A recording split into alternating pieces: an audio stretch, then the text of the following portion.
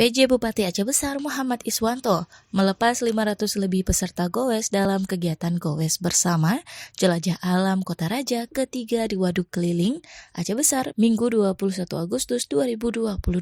Pelepasan dilakukan bersama Kepala BNN Provinsi Aceh, Brigjen Pol Dr. Andes Heru Pranoto MSI, Kapolres Aceh Besar AKBP Charlie Syahputra Bustamam, Ketua KONI Aceh Besar Muhibbuddin atau Uco, dan unsur terkait lainnya. Kegiatan yang dikomandoi Mountain Bike Kota Raja itu diikuti 523 pesepeda yang berasal dari Aceh dan Sumatera Utara. PJ Bupati Muhammad Iswanto menyambut baik kegiatan tersebut dan menyampaikan terima kasih telah memilih Waduk Keliling sebagai lokasi goes.